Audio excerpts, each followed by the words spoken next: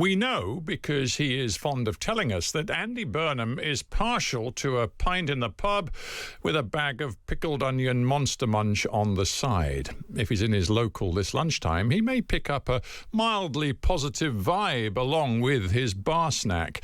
Pubs emerged as the big winners in the latest ONS quarterly economic growth numbers released this morning. Hot weather and the World Cup saw them record 0.3% growth in June alone. Overall, GDP grew 0.4% in the quarter, down on the first quarter of this year, but not bad considering it included the fallout from the closure of the Strait of Hormuz as a result of Donald Trump's war with Iran. The British economy has not buckled in the face of the latest geopolitical storms. In fact, Chancellor Healey claims the UK has seen the fastest growth in the G7 this year. Now, it's a boast that should come with a warning. If you look at the latest growth forecasts for the full year, the UK's number, likely to be around 1%, will be far behind the US and likely lagging Canada too. And that's if the economic fallout from the Middle East turmoil doesn't worsen. The truth is, the UK economy is still struggling to gather any meaningful momentum. If Mr. Burnham talks at length to his pub landlord, he's likely to get an earful about the failure of the government to ease the burden of tax and regulation on business, especially the small ones. Yes, there was the much-touted cut in business rates for pubs, clubs and music venues in the PM's first week, but the long-term impact of the rise in employer national insurance, hikes in the minimum wage, and soaring business rates for many SMEs is a burden that many are struggling to bear. And today, the Times reports on the government's own assessment of the potential impact of promised new restrictions on zero-hours contracts. The idea is to give workers, particularly young workers, more protection from exploitation. Employers would be required to give staff a guaranteed minimum number of hours, more notice of upcoming shifts, and pay for work days cancelled at the last minute. The unions say it's about fairness, and only irresponsible business would face significant extra costs. The government's own calculations now suggest it could cost business close to £3 billion extra per year. A hammer blow to young people's job prospects, according to the British Retail Consortium.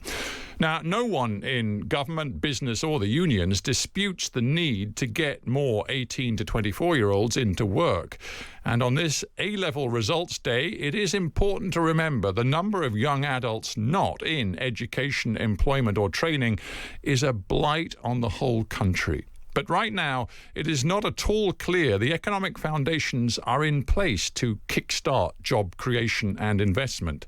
The 18-year-olds who got their exam results today and are pondering their next move need their elders to turn all the talk of pro-growth policymaking into action, and fast. This is The Times at 1 on Times Radio with me, Stephen Sackur. So, given today's growth data, should we see the glass, sorry, it's back to pub imagery, representing the UK economy as half full or half empty? Well, let's speak to the founder of Phones4u, the billionaire businessman John Caudwell. John, welcome to the Times at 1. The key word for the government today appears to be resilience. Our economy is more resilient than it's given credit for. Is that the way you interpret the latest numbers? Well, first of all, hello, Stephen. Yeah, would I interpret it that way? Yes and no. I mean, I think firstly, it does surprise me how resilient the UK economy is, and I think that's because of so many issues, and especially the financial sector and the fact that we are still a major desirable country from a tourism point of view, and from a lifestyle point of view. But what Labour have done has very much been negative to business growth and inward investment.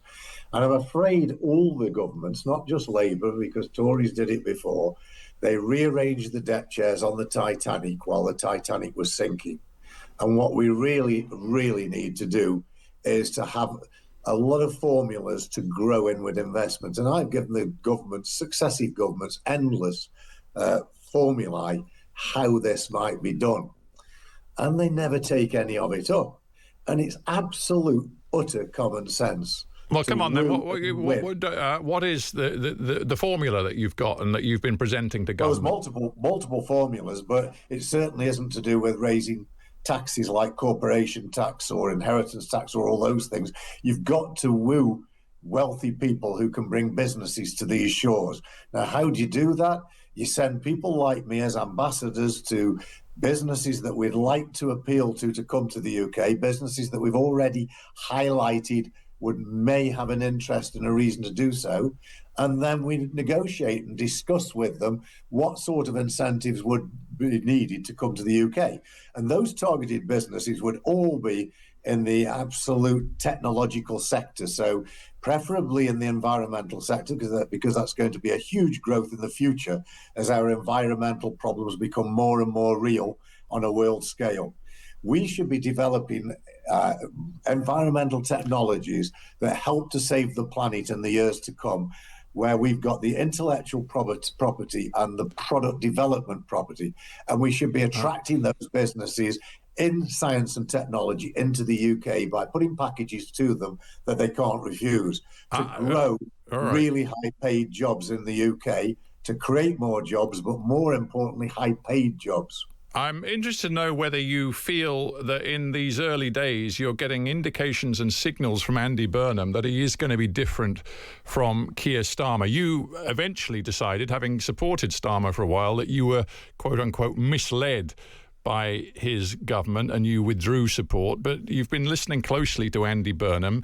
Burnham says he's making every effort to find ways to give people breathing space, to make them feel a little bit better about the cost of living crisis, to introduce some positivity into the economy. Do you buy it? Well, look, I buy that they're buying votes. You know, all of these. No, that's not really what I meant. Do you buy the idea that Burnham seems to have, that his focus for the time being is going to be on making people feel a little bit better, to introduce some positivity? If you just don't interrupt me, please, I'm telling you my answer, which is that I buy that he's buying votes. That's what I buy. Is he doing anything that's going to make Britain stronger? Of course not. It's back to that analogy of rearranging deck chairs on the Titanic. He will buy votes. There'll be a lot of the public that are quite pleased with various measures that he's putting in. It'll make the Labour Party slightly more electable, but the problem is it's not going to grow Britain's GDP at all. You have to get to the root cause, and the root cause is that we have to attract inward investment. We have to help grow our technological businesses in the UK, or businesses that are currently in the UK, and bring more businesses in that can create higher wages, higher GDP per capita, and grow the economy, just as if it was my business that I grew when I was running Phones4u. We need to grow, and we need to grow aggressively with the right measures. And the right measures are not things like 0-hour contracts and tinkering about with stuff that won't make a scrap of difference in the long term in the positive sense, and may even be negative in the short term. Interesting you alight upon that issue of the 0 hours contracts and the government looking at legislation which will put restrictions on employers. It'll mean that those employers, for example, who are running 0 hours contracts, often on the minimum wage, and then cancel a day's work that has been promised to a young worker at the last minute, going forward, if the plan is put into place, they will have to pay that worker for the day's work, even if it wasn't done. You say you want a high-wage, high-quality economy. What's wrong with taking measures to cut down on that sort of exploitative 0 hours contract? Because all we're doing is costing the country money, when what we've got to be doing is developing GDP. Now, all these measures that Andy Burnham is putting in are costing money, either of businesses or of the public exchequer.